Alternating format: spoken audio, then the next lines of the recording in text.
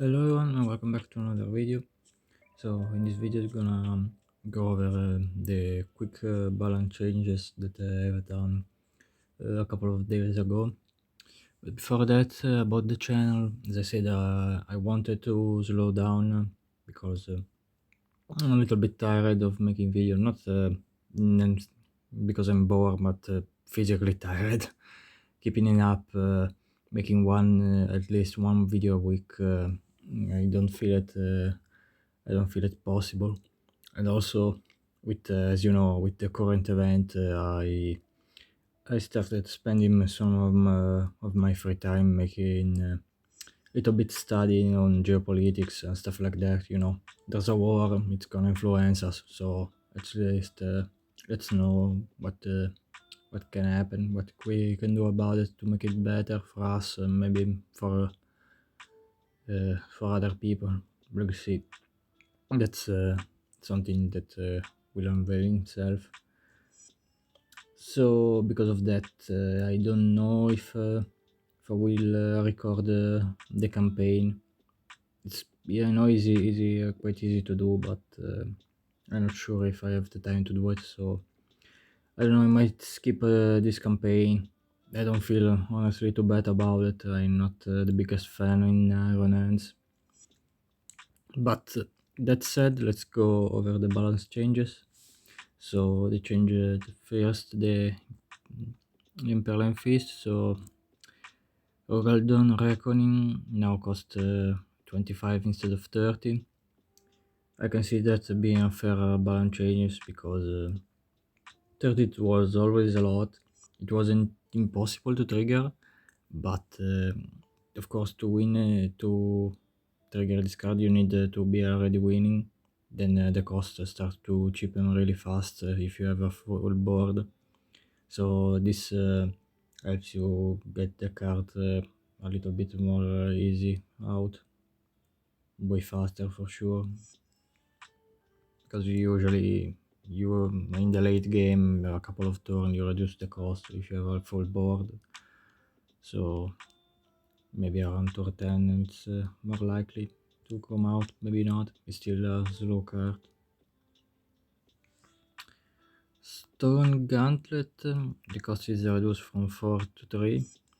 I can see that being really fair. I think as when I reviewed the card way back in the day, I said that the cost was a little bit too high because the effect sure is strong, but it's an effect that you need to be already winning to pull off. Otherwise, it's really a dead card, this one, so all the better for it.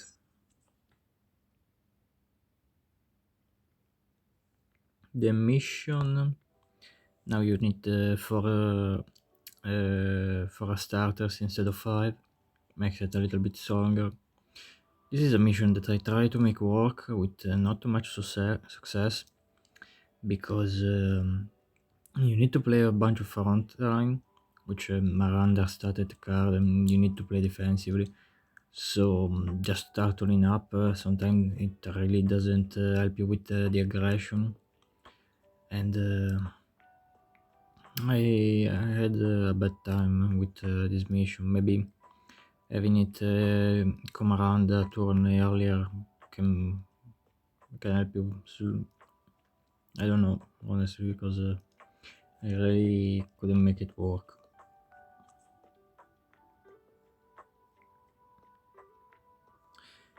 And they've also buffed where it is. Resolve of Stone now it gives Bastion 6 instead of Bastion 4. I see that being quite good for the card. It was a little bit weak before. I'm pretty sure I said, like for the other card back when I reviewed it, that it was a little bit weak with only giving for Bastion. Now it's a little bit more worth playing. The Son of Horus, let's see.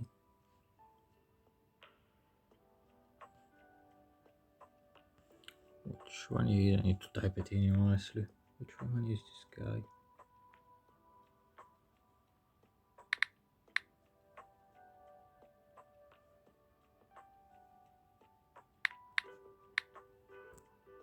Ah, Come on, game. Where did you put him?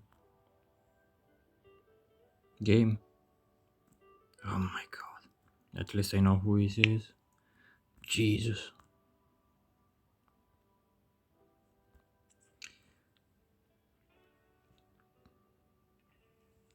The legendary. Now it has one less point of health. It's still really overstated, especially with the drop pod. Yeah, you can see this nerf. It's always been not too much of a popular card because the Son of Horus play heavy on the tactics. They kinda trying to burst you down with those, but still, him it was a really strong card because of its high stats and what it does. It's a legendary, but quite strong, of course. Next, Master of Lupercal now puts only 5 squads instead of 6. And I guess it was a little strong. I think this card it's probably more stronger than Call of Angels. It makes sense because it's an epic instead of a rare. But sure, putting 6 top in play was a full board, so now it makes a little bit more sense. Still a strong card, probably. I don't know. I didn't play it, but he always looked strong. The Blood Angel? No, not them. Those are the wrong angels. Okay. This is something that they need to improve. Like there are so many cards in this game that when you go to the collection, it really slow down the game. That said, Son of Baal, I was lucky I got this card in a crate. Friendly top tricks Requiem 4 times, which is really not a lot. Like before it was 5, which didn't sound too much hard to do, but they lower it even more, so that's good. I still don't think this is a strong mention because Requiem is not a strong feature of the Blood Angel. Like landing is a way better mechanic that they have, which is interesting because it's more easy to trigger Requiem. Like landing is something that your opponent can deal with pretty easy, unless you are playing Hermia. Instead, Requiem is something that you could have another time doing, because if you, for example, put two of this card next to each other, they have both have a Requiem, so you can't avoid the trigger one of the two, unless you have a board clear, of course. But still, apparently this card wasn't that good. What was the reward? Ah yes, they also buffed the reward. Now he also gives Survivor 5 to Warlord. So I know maybe makes it way more worth to play. When a friendly unit triggers Requiem, it triggers twice. Yeah, it wasn't better, of course, for a Requiem deck, but as I said, that's not the playstyle of the better deck of the Blood Angels. Maybe now, but I doubt it. Making the quest easier to trigger, it's always a no-brainer. Of course, it's bad. I mean, it's good. But Survivor Fight Warlord, it's really good, especially for 1 energy. But it doesn't help you win in the game. It doesn't help you stay in the game, which is good. But winning the game, it's better. Raven Guard is really... So I'm surprised they didn't nerf other stuff in the Raven Guard, like maybe the quest, making it a little bit harder to trigger. Because maybe they aren't doing perfectly, but I feel they're doing pretty good. As soon as the quest is in the shop, I'm gonna buy it. I already bought the Warlord. So they nerf not you. Shadow Killers. Now it costs 6 energy instead of 5. And that's fair, like it was really strong on 5. It's probably, it needs a little bit of support, but quite a strong board clear for sure. And also, it's the enemy warlord. The word bearers, where are they?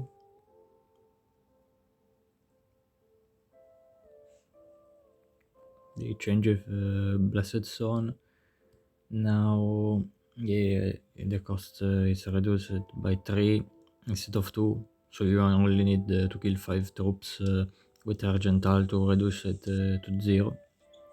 Pretty good, because the card probably is not played, like because you can already play around by putting a little bit of cover. It's half of a deck actually of chaos card. You can have a ram already, which is better. I know the chaos card are worst, but it's usually it was worth it. And probably this comes also for the fact that they've changed its ability. With 1 energy was way more easy to use. 1000 Suns. Obviously, they did what I said they should do when they nerfed them. Make at least this guy 1 energy. Because having his ability costing 2 energy and doing so little was terrible. Like, it's already a warlord that you play for fun. It's not competitive, it's competitive by luck. Because of course your opponent doesn't put bad card in his deck. But getting out the good one at the right moment or the synergy, it's not something that you can rely on. So you play basically this card, this guy. You play him for fun. Maybe you get lucky, but it doesn't go further from that. And they finally give him the treatment he deserves.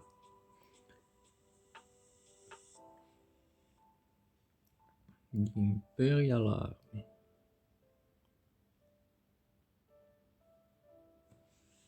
So they change display civilians. I don't know why. I saw the potential of this card being really good for generating fodder, especially with something like I think it's Destiny in the end. The what's it called? The board clear of the word bearers that gives you chaos spawn by killing cards. Maybe it's that why they nerfed this card. I generally don't know why it was good, but being at 0 energy card, there usually always an exploit for them, at least somewhere.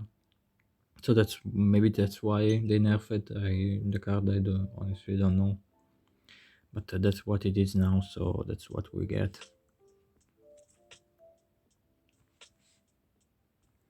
The Mechanicus, they changed Poractor. Now with 2 energy you get 2 servo automata. So it's double the value for double the cost, and not really a buff. It's more balanced. Like with 1 energy it's more easy to trigger, but you only get 1 and your opponent can deal with it easily. Instead you get 2, so your opponent can't kill both, and they with the relentless at least one will get +1/+1. Now getting 2 on 1 in play for 2 energy, it's really good, because as I said, you can't always clear them. You can build a board with them. So spamming this ability might be really good. Might be see some balance changing in the future. I don't know, but right now it might be, because it also buffs vehicle. Probably it's gonna be Proctor gonna be back to be quite a strong warlord. And in the end, Chaos Spawn now has reduced maintenance of friendly demons by 2. That's really strong, because it allows you to play demons, which are not having the maintenance 2 on something like the front line where the rounds, the terror rounds, without maintenance. Usually your opponents clears them right away, like the screamers.